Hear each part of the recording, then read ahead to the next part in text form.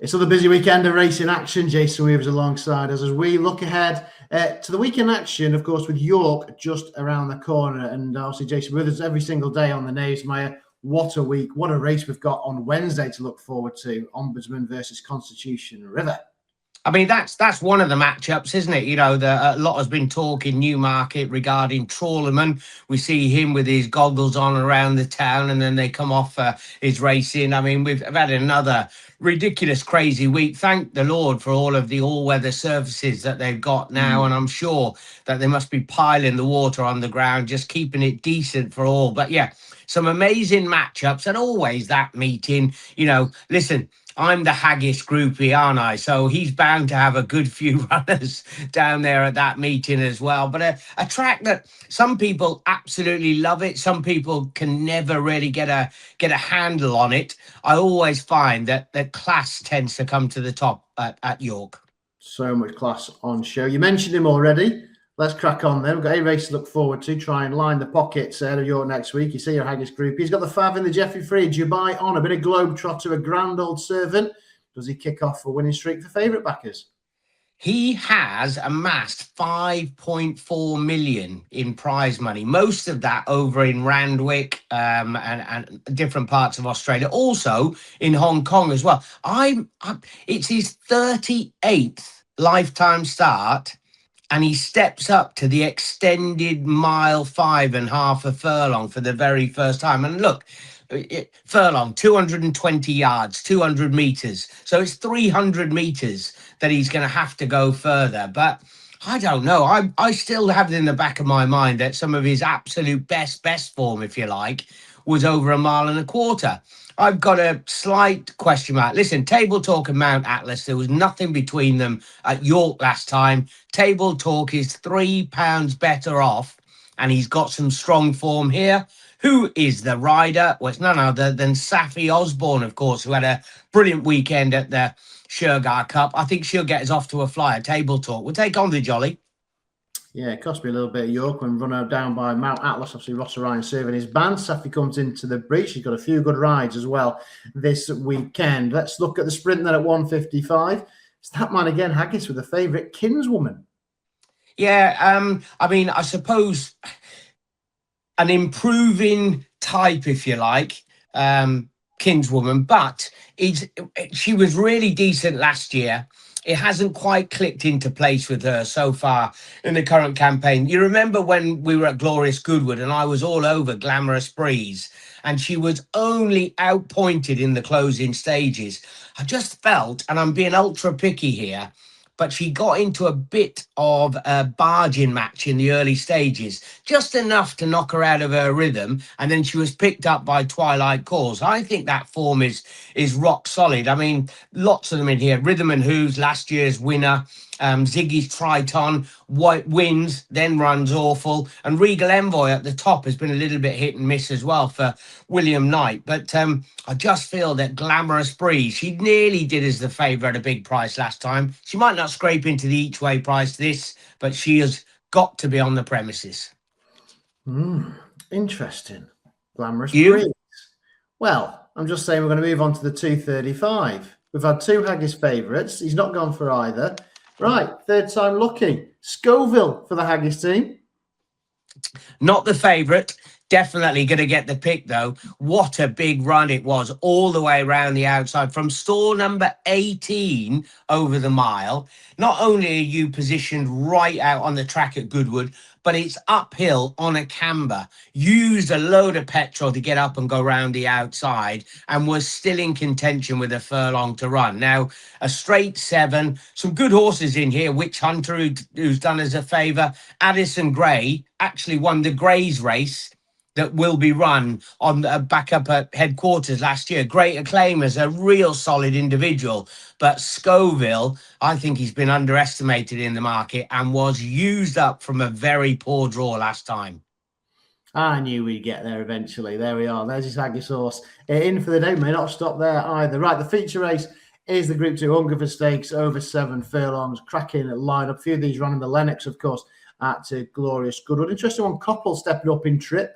He's been running against the top 3 old sprinters this season. Extremely Zane, whose winning run came to an end when fourth in the International at Ascot recently. Look, this is an absolute cracker. Sakanya at a massive price, won the Fred Darling earlier on in the season. What wins the Hungerford, Jace? Yeah, you've named all of them, haven't you? I mean, Sakanya back here is definitely going to be a positive. Never So Brave, he was behind the now retired Bo Echo last time and comes back down to a speed favour in 7 furlongs. That's exactly what he wants. Back in Black, he's run really well over the mile here. He's won over 7. He looked very good at this particular venue. And then you got Witness Stand, Safi Osborne coming in for another good spin. I'm really keen on one in here, and we haven't mentioned it. Prince of India ran an absolute stormer up at Newmarket last time. I don't think that he is to be pigeonholed as a 6 or a 7 furlong horse. I just think he's flexible, and I think he's good. 7 furlongs down here. Pat Dobbs on board as well. Knows the track like a back of his hand, winning all them races for Hannon. Fast and late. Prince of India for Botti. Interesting. He caught the eye on many occasions, hasn't he, this season? Certainly at HQ was an excellent run in the July Cup. And randomly, got at 3:42 also on TV. It's a novice contest. 13 runners, so a big field at go to post. We've got Mr. Whippy and Redtail bringing in the experience and the promise from debuts against the likes of Moshia, Lots Road and Silent Force, those newcomers of note. Yeah, funny, but on the tail end, 20 grand to the winner. The paddock will be all important. The two debutants, I think, that you have to focus on, either Silent Force right down the bottom, who's a half brother to Arabian Force, a very good triple-digit rated runner.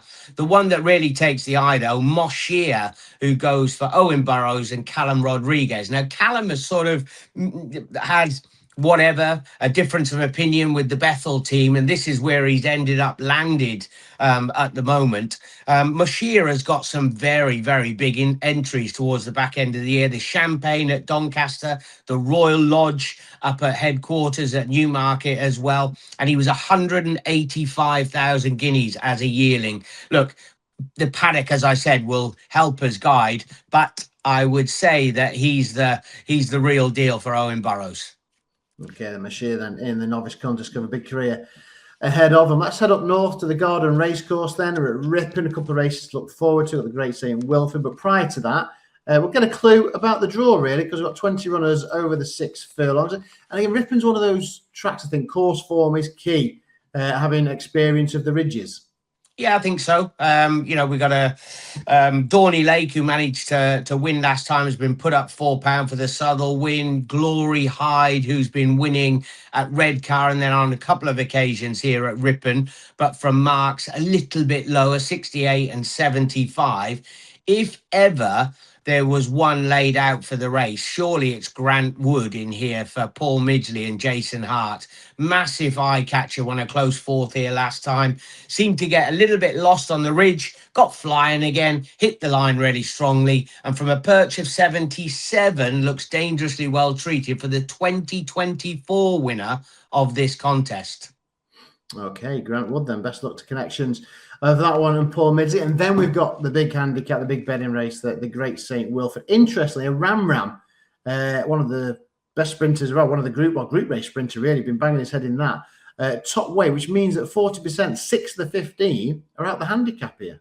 Yeah, they albeit I think about 4 or 5 of them may be £1 wrong, aren't they? And then it's right down to 7.12 for flight control, so £4 wrong. And the jockeys down the bottom, a lot of those don't often get the decent rides, if you like, where we used to have those big handicaps with the real lightweights all the way down. But this is a strange one. 8 stone 2 to 9 stone 12, and maybe one who slots in here, Matt, in that sort of mid-division range. I'm a big fan of Harry Davis. Now, 8 stone 8 has got to be close to his minimum. He's riding fantastically well at the moment. Cafiz set off with Roger Varian, was pretty decent in the Nerland colours, of course. He then switched across and didn't pull up any trees. He's gone across to Roger Fells, having only his 3rd start for the team, and was a big eye catcher at Chester last time over 7. And the key with him, is he goes back down in trip. We started off by saying it would do by honour. He's going up in distance, which looks a big no-no early on. For this lad, back down to 6 furlongs, could easily prove the key. And I like him. No weight on his back whatsoever. Car Fizz then in the famous dartboard silks. Right then, one race from HQ to look at. The certainties in life, death, taxes, and a grey horse will win the 210.